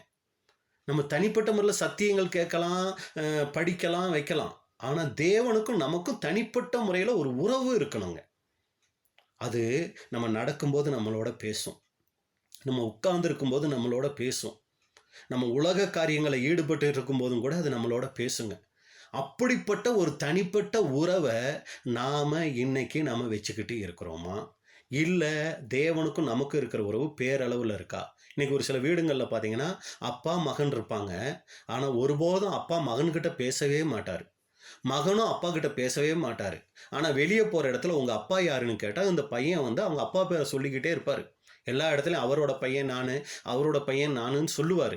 ஆனால் அதே மாதிரி இந்த அப்பாவும் வெளியில் போனால் சொல்லுவார், இவர் என் பையன்னு சொல்லுவார். ஆனால் வீட்டில் தனிப்பட்ட முறையில் அவங்களுக்கும் இவருக்கு ஏதாவது பேச்சுவார்த்தை இருக்கான்னு பார்த்தீங்கன்னா எந்த விதமான உறவுமே 2 பேருக்கும் இருக்காதுங்க. இவர் பேச மாட்டார், அவரும் பேச மாட்டார். இது போல் இன்னைக்கு நம்ம எங்கள் அப்பா பேர் இது, எங்கள் அப்பா பேர் இதுன்னு நாங்கள் சொல்லிக்கிட்டு தேவனுக்கும் நமக்கு தனிப்பட்ட உறவு என்னன்னு பார்த்தீங்கன்னா ஏதாவது இருக்குன்னு நம்ம சொல்ல முடியுங்களா? அன்புக்குரிய சகோதர சகோதரிகளே, நாம் செல்ற சபை கூடுகை, சகோதர ஐக்கியம், நாம் கேட்கக்கூடிய தேவ செய்திகள் எல்லாம் நான் தேவனுக்கும் நமக்கு இருக்கிற உறவுன்னு நம்ம சொல்லிக்கலாங்க. நம்ம ஒரு சமயம் நல்ல தேவ செய்தி அளிக்கக்கூடியவங்களா, அநேகர சத்தியத்துக்குள்ள வழி நடத்துறவங்களா கூட இருக்கலாம். ஆனால் பிதாவாகிய தேவனை பெயரளவிலேயே நம்ம அறிஞ்சவங்களா இருக்கிறதுக்கு வாய்ப்பு இருக்கு. நம்மளை நாமளே சிந்திச்சு பார்க்கணும். அப்போ இன்னைக்கு ஒவ்வொன்றுக்கும் பார்த்தீங்கன்னா பைபிளில் ஆதாரம் இருக்குதா அப்படின்னு சொல்லி சகோதரர்களுடைய எழுத்துக்களில் இருக்குதான்னு கேட்டுக்கிட்டே இருப்பாங்க. என்ன தெரியுங்களா காரணம்? இல்லைன்னா அந்த தப்பை செய்யலாமே. கவனிக்கிறீங்களா எல்லாரும்? நல்லா கவனிங்க. இன்னைக்கு வந்து ஒரு தப்பு செய்யறதுக்கு ஏன் பிரதர் இப்படி செஞ்சிட்டிங்கன்னா பைபிளில் அப்படியெல்லாம் இருக்கா? சகோதரர்களுடைய எழுத்துக்கள் அப்படியெல்லாம் இருக்கா? எங்கே அப்படி இருக்கு? இப்படியெல்லாம் கேட்பாங்க. காரணம் என்னன்னா அப்படி இருந்தால் அதை செய்யக்கூடாது, இல்லைன்னா செய்யலாம். என்ன மனநிலை இது? இன்னைக்கு இன்னும் என்ன ஒரு கேவலமான விஷயம் அப்படின்னா இன்னைக்கு தப்பு செய்யறதுக்கு பைபிளை அதிகமாக, அதுவும் பைபிளை கூட இல்லைங்க, சகோதரர்களுடைய எழுத்துக்களில் தப்பு செய்யறதுக்கு தேடிக்கிட்டு இருக்கிறாங்கங்க. என்ன அந்த தப்பு அப்படின்னா ஒரு சகோதரனை தள்ளி வைக்கிறதுக்கு ஏதாவது பாயிண்ட்ஸ் இருக்குமா? ஒரு சபையவே தள்ளி வைக்கிறதுக்கு ஏதாவது பாயிண்ட்ஸ் கிடைக்குமா? இப்படி என்ன தெரியுங்களா பண்ணிக்கிட்டு இருக்காங்க? இன்னைக்கு ஆராய்ச்சி பண்ணிக்கிட்டு இருக்காங்கங்க. பாருங்க, இந்த இடத்துல இந்த நம்பர்ல இந்த இடத்துல இந்த பாயிண்ட்ல பிரதர் இப்படி எழுதியிருக்கிறாரு, அதனால இதன்படி அந்த சகோதரனை நம்ம என்ன பண்ணிடணும்? தீர்ப்பு பண்ணிடணும், இல்லை அந்த சபையவே தள்ளி வச்சிடணும். அன்புக்குரிய சகோதர சகோதரிகளே, இதுக்காக தேவன் நமக்கு அவரோட உறவை ஏற்படுத்தி கொடுத்துருக்கிறாரு. அப்ப எங்க தப்பு செய்யலாங்கிறதுக்கு நம்ம வசனத்தை தேடுறவங்களா, ஆவிக்குரிய புத்தகங்கள்ல சகோதரருடைய எழுத்துக்கள்ல நம்ம தேடுறவங்களா இருந்துடுறோமா? இல்லை உண்மையிலேயே அப்பாவுடைய மனசை நான் எதுலையுமே துக்கப்படுத்திடக்கூடாது. அது வேதத்தில் இருக்கு, வேதத்தில் இல்லை, எழுத்துக்கள்ல இருக்கு, எழுத்துக்கள் இல்லை, அதெல்லாம் எனக்கு அவசியம் இல்லை. நான் இந்த காரியம் செஞ்சேன்னா அப்பா மனசு துக்கப்படும், அவர் என்னோட பேசுறதை நிறுத்திடுவார், அவருக்கும் எனக்கும் இருக்கிற உறவுல ஒரு விரிசல் வந்துடும், அதனால நான் இதை செய்ய மாட்டேன். இந்த ஒரு மனப்பான்மை இன்னைக்கு நமக்குள்ள இருக்குங்களா? அப்படி இருந்தா நம்ம நல்ல தேவ உறவுல இருக்கிறோம். இல்லைன்னா பேருக்கு நம்ம என்ன இருக்கிறோம்னா தேவ உறவுல இருக்கிறதா நம்ம நடிச்சுக்கிட்டு இருக்கிறோம். அப்போ நம்ம ஒரு மத வாழ்க்கை வாழ்கிறோமா, உண்மையான புது சிருஷ்டியின் வாழ்க்கை வாழ்கிறோமா? நம்முடைய உள்ளான மனுஷனுடைய வளர்ச்சி நிலை இப்போ எப்படி இருக்குது? அன்புக்குரிய சகோதர சகோதரிகளே, இந்த 2025 வருடத்தினுடைய முடிவில் நம்ம சிந்திச்சு பார்க்குறோம். தேவனே என்னை ஆராய்ந்து பார், என் இருதயத்தை ஆராய்ஞ்சு பாருங்க. உங்களுக்கும் எனக்கும் இருக்கக்கூடிய அந்த உறவுல அது பேரளவில் இருக்கா, இல்லை அந்த உறவு உண்மையுள்ள உறவாக இருக்குதா? நம்மளை நாமளே சிந்திச்சு பார்ப்போம். 3வது காரியம், ஃபர்ஸ்ட் காரியம் மாய்மலம் பார்த்துட்டோம். 2வது காரியம் தேவனுக்கும் நமக்கும் இருக்கக்கூடிய உறவு பார்த்துட்டோம். 3வது காரியம் என்ன தெரியுங்களா? தேவ சத்தம். நம்மளை நாமளே சீர்தூக்கி பார்க்க வேண்டிய 3வது காரியம் தேவ சத்தம். இந்த ஆமோஸுக்கு சொல்லிட்டு வரும்போது தான் இந்த வசனத்தை கூட சொல்றாரு பாருங்க. ஆமோஸ் 8ஆம் அதிகாரம் 11வது வசனம். ஆமோஸ் 8:11. இதோ நான் தேசத்தின் மேல் பஞ்சத்தை அனுப்பும் நாட்கள் வரும். ஆகார குறைவினால் உண்டாகிய பஞ்சமல்ல, ஜலக்குறைவினால் உண்டாகிய தாகமும் அல்ல. கர்த்தருடைய வசனம் கேட்க கிடையாத பஞ்சத்தை அனுப்புவேன் என்று கர்த்தராகிய ஆண்டவர் சொல்கிறார். இது நமக்கு எல்லாருக்கும் ரொம்ப பிரபலமான ஒரு வசனங்க. அந்தி கிறிஸ்து சப்ஜெக்ட் பார்க்கும் போதெல்லாம் நம்ம இந்த சப்ஜெக்டை, இந்த வசனத்தை நம்ம அதிகமாக பார்த்துருக்கிறதுக்கு வாய்ப்பு இருக்கு. ஏன்னா நம்ம வந்து பார்த்தீங்கன்னா இருண்ட காலம், டார்க் ஆஃப் ஏஜஸ், அதை வந்து நம்ம இதில் எடுப்போம். இதோ நான் தேசத்தின் மேல் பஞ்சத்தை அனுப்பும் நாட்கள் வரும். ஆகார குறைவினால் உண்டாகிய பஞ்சம் அல்ல, அதாவது சாப்பாட்டுக்குள்ள உண்டான பஞ்சம் இல்லை, ஜலக்குறைவினால் தண்ணியினால் உண்டான தாகமும் அல்ல, கர்த்தருடைய வசனம் கேட்க கிடையாத பஞ்சத்தை அனுப்புவேன் என்று கர்த்தராகிய ஆண்டவர் சொல்கிறார். உலகத்தில் நிறைய பல வகையான பஞ்சங்களை குறித்து கேள்விப்பட்டிருப்போம். வேதத்திலையும் பல வகையான பஞ்சங்களை குறித்து பார்க்குறோம். சரிங்களா? ஆபிரகாம் காலத்தில் தான் முதல் அந்த கானான் தேசத்திலே பஞ்சம் உண்டாயிற்று அப்படின்னு நம்ம பார்க்குறோம் நான் நினைக்கிறேன். அதிகமாக எனக்கு சரியாக தெரியல. அதான் ஆரம்பத்தில் வர பஞ்சம் நான் நினைக்கிறேன். இங்கே கூட ஒரு முக்கியமான ஒரு பஞ்சத்தை குறித்து ஆமோஸ் சொல்கிறார். அது என்ன தெரியுங்களா? பஞ்சம் கர்த்தருடைய வசனம் கேட்க கிடைக்காத பஞ்சம். இது என்னது அப்படின்னா, இது உண்மையிலே நம்ம நிறைய நேரங்களில் பார்த்துருக்கோம். அந்திகிறிஸ்து அமைப்பு காலத்தில் சத்தியம் யாருக்குமே கிடைக்காம போயிடுச்சு. சத்தியத்தை படிக்க முடியலை. இனி வர நாட்களையும் கூட இது போல் ஒரு பஞ்சம் வரும் அப்படியெல்லாம் கேட்டிருப்போம். ஆனால் இன்னைக்கு நம்ம பார்க்கக்கூடிய பாடத்தினுடைய அந்த தலைப்புக்கு கீழே நம்ம பார்க்கும்போது, அனுதினமும் நம்முடைய வாழ்க்கையில் தேவனுடைய சத்தியத்தை கேட்கக்கூடிய நம்முடைய வாழ்க்கையில் தேவன் நம்மளோட தனிப்பட்ட முறையில் பேசுகிற காரியத்தில் நமக்கு பஞ்சம் இருக்கா? கர்த்தருடைய சத்தத்தை கேட்க முடியாத அளவுக்கு நம்ம பஞ்சம் உள்ளவங்களா இருக்கிறோமா? வேதத்தை வாசிக்கும்போது, ஆவிக்குரிய புத்தகங்கள் வாசிக்கும்போது, இல்லை தேவ செய்தி கேட்கும்போது, ஆமாம் பிரதர், இந்த வசனத்தின் மூலமாக ஆண்டவர் என் கூட தனிப்பட்ட முறையில் பேசினார். இந்த வார்த்தை, அதாவது 1 ஹவர் 1.5 ஹவர் மெசேஜ் போச்சு பிரதர், ஆனால் அந்த ஒரு வார்த்தை பிரதர் எனக்கே பேசின மாதிரி இருந்துச்சு. நம்மளால் சொல்ல முடியுமா? இந்த வசனத்தின் மூலமா, இந்த சகோதரன் மூலமா, இல்லை இந்த சூழ்நிலையின் மூலமா, இல்லை இந்த தேவ செய்தியின் மூலமா, இல்லை தனிப்பட்ட முறையில் நான் வேதத்தை வாசிக்கும் போது தேவன் என் கூட இடைப்பட்டார் பிரதர்னு சொல்லி நம்ம சொல்லக்கூடியவங்களா இருக்கிறோமா? இந்த 2025ஆம் வருடத்தில் எத்தனை தடவை அன்புக்குரிய சகோதர சகோதரிகளே தேவன் நம்மக்கிட்ட தனிப்பட்ட முறையில் பேசியிருக்கிறாரு? இல்லை பிரதர், அப்படியெல்லாம் எனக்கு ஒன்றும் பெருசாக தெரியலை. ஆனால் டெய்லி நான் மெசேஜ் எல்லாம் கேட்குறேன் பிரதர். தனிப்பட்ட முறையில் நிறைய யூடியூப்பில் சப்ஜெக்ட்லாம் நான் பார்க்குறேன் பிரதர். ஆனால் அந்த மாதிரி தேவன் என்கிட்ட பேசின மாதிரி எனக்கு ஒன்றும் ஞாபகம் இல்லையே அப்படின்னோம்னா, அன்புக்குரிய சகோதரர்களே நம்ம ஒரு தவறான பாதையில் போய்கிட்டு இருக்கிறோம். நம்மளை சூழ்ந்திருக்கிற சகோதர சகோதரிகள் நம்மளை ரொம்ப பெருமையாக பேசலாம். நம்ம ரொம்ப பக்தி உள்ளவங்கன்னு அவங்க சொல்லலாம். உங்களுக்கு சபை வாய்ப்புக்கு தகுதி இருக்குன்னு கூட அவங்க சொல்லலாம். ஆனால் நல்லா ஞாபகம் வச்சுக்கோங்க, நாம் தவறான பாதையில் போய்கிட்டு இருக்கிறோம். தேவன் நம்மளோட தனிப்பட்ட முறையில் அவர் தொடர்பு கொள்ளணும், அவர் பேசணும். அந்த ஒரு உறவு நிலை, அந்த ஒரு சத்தம், பஞ்சம் இல்லாத ஒரு தன்மையை நாம் வச்சுக்கிட்டே இருக்கணும். அப்போ தான் நம்ம சரியாக போய்கிட்டு இருக்கோன்னு அர்த்தம். இதுக்கு தான் நான் அடிக்கடி சொல்லக்கூடிய ஒரு உதாரணம். இப்போ இந்த சப்ஜெக்ட்டுக்கு சம்மந்தம் வர்றதுனால அந்த உதாரணத்தை சொல்கிறேன். பிரதமர் மோடியை எடுத்துக்கலாங்க. ஏன்னா முதல்வர் ஸ்டாலின் எடுத்துக்கிட்டால் பெங்களூரில் இருக்க சகோதரிகளுக்கு முதல்வர் ஸ்டாலின் கிடையாது. அதனால் பிரதமர் நம்ம எல்லாருக்கும் ஒன்று தானுங்களே. அதனால் பிரதமர் மோடியை எடுத்துக்குவோம். மோடி கொஞ்ச நாளைக்கு முன்னாடி ஒரு திட்டத்தை கொண்டு வந்தார். என்னன்னா தூய்மை இந்தியா அப்படின்னு ஒரு திட்டம் கொண்டு வந்தார். அந்த தூய்மை இந்தியா திட்டத்தை அவர் என்ன பண்ணிட்டாருன்னு அரசாணையாகவே வெளியிட்டுட்டாரு. என்ன அந்த அரசாணை அப்படின்னு சொல்லி பார்த்தீங்கன்னா, எல்லாரும் தாங்கள் இருக்கக்கூடிய இடத்த சுற்றுப்புறத்தை தூய்மையாக வச்சுக்கணும். அவர் இந்த கூட்டியெல்லாம் கூட கொஞ்சம் எல்லாம் விட்டு குப்பைகள் இருக்கிற இடத்த அதெல்லாம் கொஞ்ச நாளைக்கு முன்னாடி நடந்துச்சு. வீடியோலாம் எடுத்து போட்டாங்க. அப்போ இந்த மாதிரி தூய்மை இந்தியா திட்டத்தை அவர் அறிவிச்சிட்டாரு. இப்போ இந்தியா முழுக்க அந்த திட்டம் அறிவிக்கப்பட்டிருக்கு.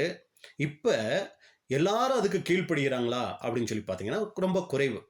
ஆனால் இப்போ நமக்கு மோடிக்கிட்ட இருந்து ஒரு கடிதம் வருது. தனியாக நம்ம அட்ரஸுக்கு தனியாக ஒரு லெட்டர் வருது. நம்ம லெட்டரை பிரித்து பார்க்குறோம். நான் பிரதமர் மோடி எழுதியிருக்கிறேன்.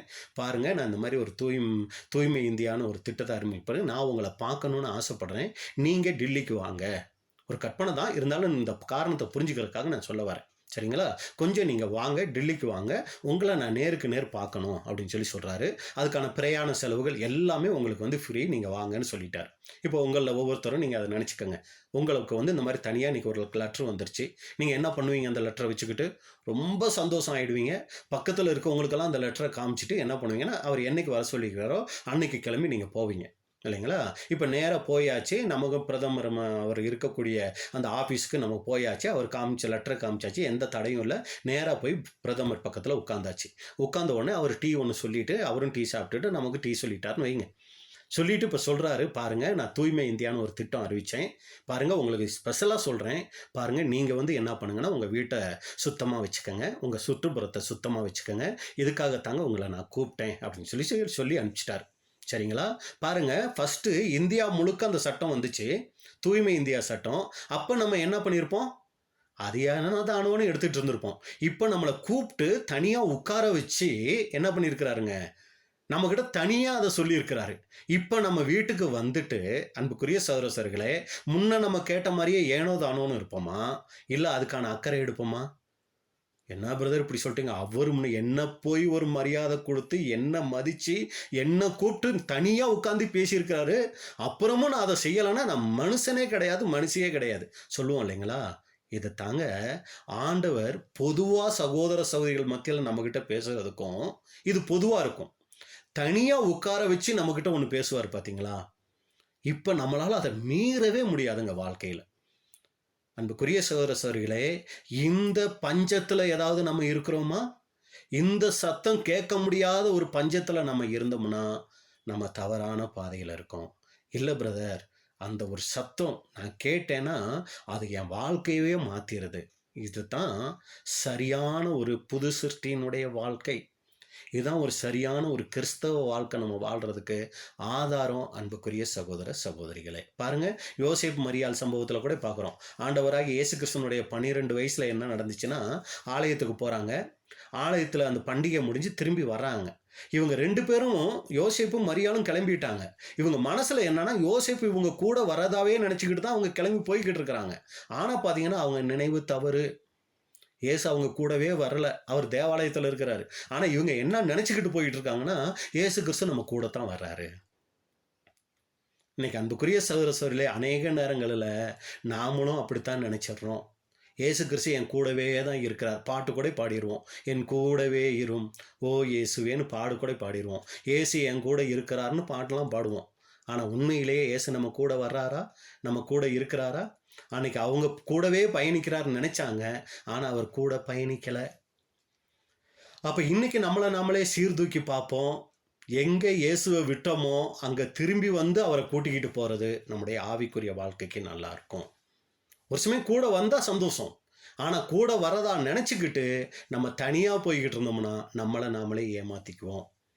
அப்ப அன்புக்குரிய சகோதர சகோதரிகளே, நாம 3ஆவதா பார்த்துட்ட காரியம், நாம தேவ சத்தத்தை தனிப்பட்ட முறையில் எந்த அளவுக்கு நாம கேட்கக்கூடியவங்களா இருக்கிறோம் அப்படிங்கிறத நம்ம பார்க்கணும். அடுத்ததா நம்ம 4ஆவதா பார்க்கக்கூடிய காரியம் ஸ்தானாதிபதி. நம்ம கடந்த நாட்களில் ஆண்டவராகிய இயேசு கிறிஸ்துவுக்கு ஸ்தானாதிபதிகளாக இருந்தோமா? 2 கொரிந்தியர் 5ஆம் அதிகாரம் 20வது வசனம். 2 கொரிந்தியர் 5:20. ஆனபடியினாலே தேவனானவர் எங்களை கொண்டு புத்தி சொல்லுகிறது போல நாங்கள் கிறிஸ்துவுக்காக ஸ்தானாபதிகளாயிருந்து தேவனோட ஒப்புரவாகுங்கள் என்று கிறிஸ்துவின் நிமித்தம் உங்களை வேண்டிக் கொள்கிறோம். இதுல கவனிக்க வேண்டிய பகுதி என்னன்னா, நாங்கள் கிறிஸ்துவுக்காக ஸ்தானாதிபதிகளாயிருந்து. என்ன அது ஸ்தானாதிபதி அப்படின்னு சொல்லி பார்த்தீங்கன்னா, பிரதிநிதி தூதுவர் அப்படின்னு அர்த்தம். இப்போ நம்ம ஒவ்வொருத்தரும் கிறிஸ்துவினுடைய ஸ்தானாதிபதிகளாக இருக்கிறவங்களாம். அப்போ கடந்த நாட்களில் நம்ம கிறிஸ்துவின் ஸ்தானாதிபதிகளாக இந்த பூமியில் எந்த அளவுக்கு இருந்தோம்? என்ன பிரதர், என்னமோ ஒரு புரியாத ஒரு பேரை சொல்கிறீங்க, ஸ்தானாதிபதிங்கிறீங்க, அதுக்கு கிறிஸ்துவினுடைய ஸ்தானாதிபதிங்கிறீங்க, அப்படின்னா என்ன அப்படின்னு சொல்லி பார்த்தீங்கன்னா, இதை எப்படி புரிஞ்சுக்கொள்ளலாம் அப்படின்னு சொல்லி பார்த்தீங்கன்னா, ஸ்தானாதிபதி அப்படின்னா பிரதிநிதி தூதுவர். சரிங்களா? இன்றைக்கி உலகத்தில் நீங்கள் இதை எடுத்துக்கிட்டிங்கன்னா, ஒவ்வொரு தேசம் இருக்கு இல்லைங்களா? இப்போ அமெரிக்கா, லண்டன், சரிங்களா, இப்படி பாகிஸ்தான், இப்படி சுற்றிலும் நிறைய இஸ்ரேல், இப்படி நிறைய நாடுகள் இருக்கு இல்லைங்களா? இந்த ஒவ்வொரு நாடுகள்லையும் இந்த தூதுவர்கள் இருப்பாங்கங்க. இந்த தூதுவர்கள் அவங்க நாட்டில் இருக்க மாட்டாங்க. இப்போ உதாரணத்துக்கு எடுத்துக்கிட்டிங்கன்னா, அமெரிக்காவின் தூதர்னு வச்சுக்கோங்களேன். இந்த அமெரிக்காவுடைய பிரதிநிதி, அமெரிக்காவினுடைய தூதர் என்ன தெரியுங்களா பண்ணுவார்? இந்தியாவில் இருப்பாருங்க. அவர் அமெரிக்காவில் இருக்க மாட்டார், இந்தியாவில் இருப்பார். இந்தியாவில் நீங்கள் பார்த்தீங்கன்னா அமெரிக்க தூதரகம் அப்படின்னு சொல்லி இருக்கும், ஒரு அலுவலகம் இருக்கும். அவர் அங்கே வந்து என்ன பண்ணுவார்னா வேலை செஞ்சுட்டு அவர் அங்கே குடியிருப்பார். அப்போ என்ன அர்த்தம் அப்படின்னு சொல்லி பார்த்தீங்கன்னா, அவர் அவங்க நாட்டினுடைய சார்பாக நம்ம நாட்டில் வந்து இருப்பார். ஒரு சில காரியங்கள் அமெரிக்கா கிட்ட பேசணும்னா இங்கே இருக்கிற அந்த அரசியல்வாதிகளோ இல்லை முக்கியமானவங்களோ என்ன பண்ணுவாங்கன்னா இந்த தூதர் மூலமாக தான் தொடர்பு கொள்வாங்கங்க, அவர்கிட்ட தான் பேசுவாங்க. இப்போ நீங்கள் நல்லா புரிஞ்சுக்கணும்னா, இப்போ இந்தியாவுடைய தூதர்னு வச்சுக்கோங்களேன். இந்தியாவுடைய தூதர் வந்து அமெரிக்காவில் இருப்பார், ஆனால் அவர் இந்தியர், ஆனால் அமெரிக்காவில் இருப்பார். அமெரிக்காக்காரங்க ஏதாவது நம்மக்கிட்ட சொல்லணும்னா அந்த தூதர் மூலமாக நம்மக்கிட்ட, அந்த ஸ்தானாதிபதினு வச்சுக்குவோம், அவர் மூலமாக நம்மக்கிட்ட தொடர்பு கொள்வாங்க. அதே மாதிரி இங்கே இந்தியா வந்து அந்த தூதர் மூலமாக அமெரிக்கா கிட்ட ஒரு சில காரியங்கள் தொடர்பு வச்சுக்குவாங்க. இதான் அந்த ஸ்தானாதிபதி. சரிங்களா? அப்போ அவங்க அவங்க சொந்த தேசத்தில் இருக்க மாட்டாங்க, அந்நிய தேசத்தில் இருப்பாங்க. அப்படி அந்நிய தேசத்தில் இருக்கும்போது அவங்க எப்படிப்பட்ட வாழ்க்கை வாழ்வாங்க அப்படின்னு சொல்லி பார்த்தீங்கன்னா, அவங்களுடைய சொந்த தேசத்தை பெருமைப்படுத்துகிற விதமாகவும் அவங்களுடைய தேசத்துக்கு பெருமை சேர்க்கிற விதமாகவும் தான் அவங்களுடைய பேச்சு செயல்பாடுகள் இருக்கும். உங்களுக்கு புரியுதுன்னு நினைக்கிறேன். இப்போ அமெரிக்காவினுடைய ஸ்தானாதிபதி இருக்கிறாருன்னு வைங்களேன், அவர் இந்தியாவில் இருந்தாலும் அமெரிக்கா தேசத்துக்கு பெருமை சேர்க்கிற மாதிரி தான் அவருடைய செயல்பாடுகள் இருக்கும். சரிங்களா? இப்போ இதை நம்ம என்ன பண்ணுறோம்னா நம்மளுடைய ஆவிக்குரிய அர்த்தப்படுத்தி நம்ம பார்க்குறோம். இப்போ இங்கே பவுல் அப்போஸ்தலன் சொல்லும்போது நம்மளை என்னன்னு சொல்கிறாருன்னா கிறிஸ்துவினுடைய ஸ்தானாதிபதிகள் அப்படின்னு சொல்கிறாரு. அப்போ நம்ம கிறிஸ்துவின் ஸ்தானாதிபதிகள்னா நம்ம இன்னைக்கு பூமியில் இருக்கிறோம். ஆனால் நம்முடைய சொந்த தேசம் எதுனா பரலோகம். இப்போ அந்நிய தேசத்தில் நம்ம எல்லாரும் இங்கே இருக்கிறோம். அப்போ இங்கே நம்ம இருக்கும்போது நாம் இங்கே யாராக இருக்கிறோம்னா கிறிஸ்துவினுடைய பிரதிநிதிகளாக அவருடைய தூதர்களாக நாம் இன்னைக்கு இருந்துக்கிட்டு இருக்கிறோம். அப்போ இன்னைக்கு நாம் என்ன பண்ணணும்னா நம்மளுடைய சொந்த தேசம் இருக்கு இல்லைங்களா, பரலோகம், பிதாவாகிய தேவன், ஆண்டவராகிய இயேசு கிறிஸ்து இருக்காங்க இல்லைங்களா, அவங்க பெருமைப்படுற விதமாகவும் அவங்க மகிமைப்படுற மாதிரி நம்ம இந்த பூமியில் வாழணுங்க. அப்போ தான் நம்ம கிறிஸ்துவின் ஸ்தானாதிபதிகள். சரிங்களா? ஒரு சமயம் பூமிக்குரிய வாழ்க்கையில் பெருமைப்படுற மாதிரி வாழ்ந்தோம்னா நம்ம பூமிக்குரிய ஸ்தானாதிபதிகள் ஆகிடுவோம். ஆனால் இங்கே அப்போஸ்தலன் பவுல் சொல்லும்போது நீங்கள் கிறிஸ்துவின் ஸ்தானாதிபதிகள்னு சொல்கிறாரு. அப்போ பாருங்க, உலக பிரகாரமான ஒரு ஸ்தானாதிபதி, ஒரு பிரதிநிதி அந்த ஸ்தானத்தில் இருக்கும்போது இந்த விழுந்து போன ஜனங்களுக்கு, விழுந்து போன நாட்டுக்கு அவர் எப்படி இருக்கிறாருன்னா கனம் கொடுக்கக்கூடியவராக இருக்கிறாருங்க. நான் அமெரிக்காவினுடைய ஸ்தானாதிபதி, இந்தியாவில் இருக்கேன், ஒருபோதும் அமெரிக்காவுக்கு கெட்ட பேர் வர்ற மாதிரி நான் நடந்துடக்கூடாதுங்கிறதுல ரொம்ப கவனமாக இருப்பாருங்க. இப்போ நம்ம வாழ்க்கையை சிந்திச்சு பார்ப்போம். நம்ம கிறிஸ்துவினுடைய ஸ்தானாதிபதிகளாக இருக்கிறோமே, இந்த அந்நிய தேசத்தில் இருக்கிறோமே, நம்மளுடைய செயல்பாடுகள் இன்னைக்கு எப்படிப்பட்டதாக இருக்குது? தேவனுக்கு மகிமையை கொண்டு வர மாதிரி இருக்கா? ஆண்டவராகிய இயேசு கிறிஸ்துவுக்கு மகிமையை கொண்டு வர மாதிரி இருக்கா? இல்லை அவகீர்த்தியை கொண்டு வர மாதிரி இருக்கா? மத்தேயு 5:16. மத்தேயு 5:16. இவ்விதமாய் மனுஷர் உங்கள் நற்கிரியைகளை கண்டு பரலோகத்தில் இருக்கிற உங்கள் பிதாவை மகிமைப்படுத்தும்படி உங்கள் வெளிச்சம் அவர்கள் முன்பாக பிரகாசிக்க கடவுது. நல்லா கவனிச்சிங்களா? இவ்விதமாய் மனுஷர் உங்கள் நற்கிரியைகளை கண்டு, உங்களை மகிமைப்படுத்தக்கூடாது. நீங்க உங்களுடைய சொந்த தேசம் இருக்குல்ல, பரலோகம், அங்க இருக்கிற பிதாவை மகிமைப்படுத்துற மாதிரி உங்கள் வெளிச்சம், வெளிச்சம்னா என்னதுங்க? வாழ்க்கை முறை. நம்முடைய வாழ்க்கை முறை இந்த உலக ஜனங்கள் முன்னாடி பிரகாசமா இருக்கணுமா. இந்த வசனத்தை எப்படி ஆரம்பிக்கிறாரு? இவ்விதமாய்னு ஆரம்பிக்கிறாரு. அப்ப எவ்விதமாய் அப்படின்னு கேள்வி கேட்டோம்னா இதுக்கு ஒரு உவமை சொல்றாரு, உவமை பொருளான ஒரு காரியத்தை சொல்றாரு. என்ன அப்படின்னு சொல்லி பாத்தீங்கன்னா மத்தேயு 5:15 பாருங்க. விளக்கை கொளுத்தி மரக்காலால் மூடி வைக்காமல் விளக்கு தண்டின் மேல் வைப்பார்கள், அப்பொழுது அது வீட்டில் உள்ள யாவருக்கும் வெளிச்சம் கொடுக்கும். இவ்விதமாய் மனுஷர் உங்கள் நற்கிரியைகளை கண்டு, எவ்விதமாய்னா விளக்கு போல அப்படின்னு சொல்லி ஒரு அடையாளம்னா சொல்றாரு. விளக்கினுடைய தன்மை என்ன அப்படின்னு சொல்லி பார்த்தீங்கன்னா விளக்குனாலே அது வெளிச்சம் கொடுக்கணும். அடுத்து நீங்க பார்த்தீங்கன்னா விளக்கு இல்லாமல் இருட்டில் எதுவுமே செய்ய முடியாது. இருட்டாக இருந்துச்சுன்னா தடுமாறுவாங்க, கஷ்டப்படுவாங்க. அந்த மாதிரி இருட்டில் தடுமாறுறவங்களுக்கு, கஷ்டப்படுறவங்களுக்கு இந்த விளக்கு என்ன தெரியுங்களா இருக்கு? உதவி செய்யக்கூடியதாக இருக்குங்க. அப்போ இங்கே இயேசு கிறிஸ்து சொல்ல வர விஷயம் என்னன்னா, நீங்கள் இந்த பூமியில் ஒரு விளக்கு போல இருக்கணும் அப்படிங்கிறாரு. விளக்கு போலனா எப்படி விளக்கு இருட்டில் நடக்கிறவங்களுக்கு அது ஒரு உதவி செய்யக்கூடியதாக இருக்கோ, அது போல் நீங்கள் இருக்கணும். நானும் கூட ஒரு விளக்காக இருந்தேன் இந்த பூமியில். நான் ஒரு விளக்காக இருந்து மற்றவங்களுக்கு வெளிச்சம் கொடுத்தேன். நீங்களும் கூட இந்த இருள் நிறைந்த இந்த பூமியில் வெளிச்சமாக இருங்கன்னு சொல்கிறார். அதனால தான் இயேசு கிறிஸ்துவை பற்றி சொல்லும்போது மத்தேயு 4:15-16. மத்தேயு 4:15-16. இருளில் இருக்கும் ஜனங்கள் பெரிய வெளிச்சத்தை கண்டார்கள், மரண இருளின் திசையில் இருக்கிறவர்களுக்கு வெளிச்சம் உதித்தது என்று ஏசியா தீர்க்கதரிசியினால் உரைக்கப்பட்டது நிறைவேறும்படி இப்படி நடந்தது. இருளில் இருக்கும் ஜனங்கள் பெரிய வெளிச்சத்தை கண்டார்கள். என்ன அந்த பெரிய வெளிச்சம்? அதுதான் ஆண்டவராகிய இயேசு கிறிஸ்து. அவர் என்ன அப்படி வெளிச்சம் கொடுத்துட்டாரு அப்படின்னா, அவர் கொடுத்த வெளிச்சம் என்ன தெரியுங்களா? அப்போஸ்தலர் 10:38. அப்போஸ்தலர் 10:38. நசரேயனாகிய இயேசுவை தேவன் பரிசுத்த ஆவியினாலும் வல்லமையினாலும் அபிஷேகம் பண்ணினார். தேவன் அவருடனே கூட இருந்தபடியினாலே அவர் நன்மை செய்கிறவராயும் பிசாசின் வல்லமையில் அகப்பட்ட யாவரையும் குணமாக்குகிறவராயும் சுற்றித் திரிந்தார். அவர் நன்மை செய்கிறவராயும், இதாங்க வெளிச்சம். அப்ப ஆண்டவராக இயேசு கிறிஸ்து இருள்ல இருந்த ஜனங்கள் மத்தியில அவர் ஒரு வெளிச்சமா இருந்தார். என்ன பண்ணாரு? அவங்க மத்தியில அவங்களுக்கு நன்மை செஞ்சாரு. எப்படி இருட்டுல இருக்கிறவங்களுக்கு வெளிச்சம் உதவி செய்யுதோ, அதுபோல இயேசு கிறிஸ்து இருளான இந்த பூமியில அவர் ஒரு வெளிச்சமா மற்றவங்களுக்கு நன்மை செய்யக்கூடியவராக இருந்தாரு.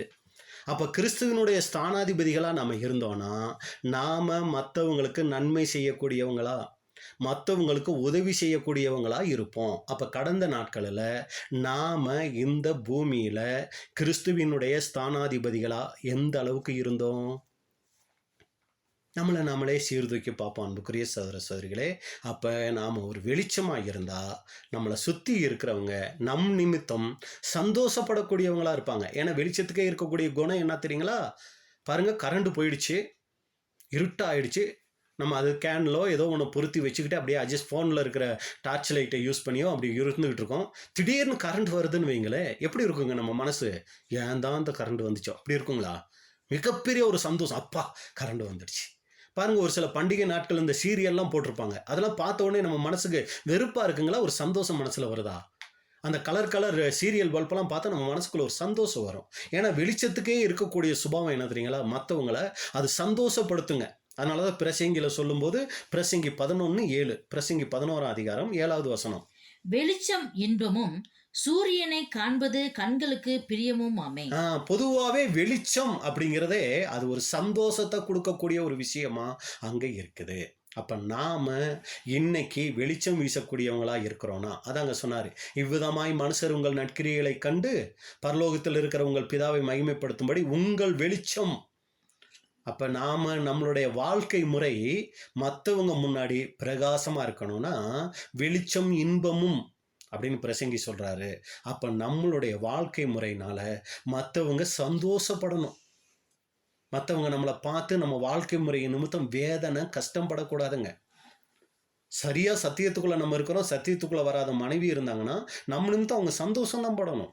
அதே மாதிரி சகோதரிகள் சத்தியத்தில் இருந்து சகோதரர்கள் சத்தியத்துக்குள்ளே வரலைன்னா உங்கள் நிமித்தம் அவங்க சந்தோஷம் இருக்கணும். வீட்டில் உள்ளவங்களுக்கு வெறுப்பு, கோபம், கசப்புகளை நம்ம உண்டாக்கக்கூடியவங்களா மற்றவங்களுக்கு இருந்துடக்கூடாது.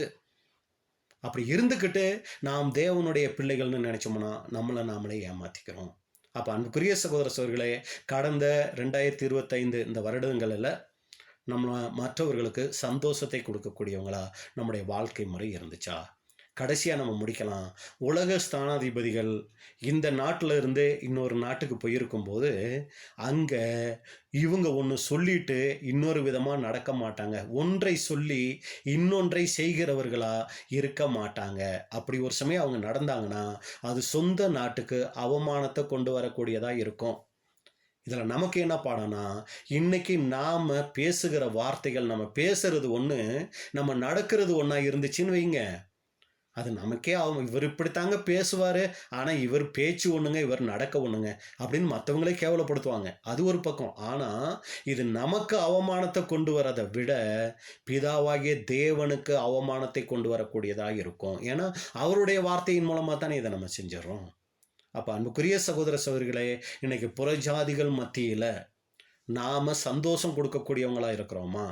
அடுத்து நம்முடைய வார்த்தைகள், இவர் ஒன்று சொன்னார்னா இவர் தேவனுடைய பிள்ளைங்க, இவங்க ஒரு கிறிஸ்தவங்க, இவங்க சொன்னாங்கன்னா இப்படி நடக்குங்க, இவங்களை நம்பி நாம் எந்த பொறுப்பையும் ஒப்படைக்கலாங்க, இவங்க அதை சரியாக செய்வாங்கங்க அப்படின்னு சொல்லி நான் மற்றவர்கள் மத்தியில் ஒரு வெளிச்சம் வீசக்கூடியவர்களா, பிதாவாகிய தேவனுக்கு மகிமையை கொண்டு வரக்கூடியவங்களா இருக்கிறோமா?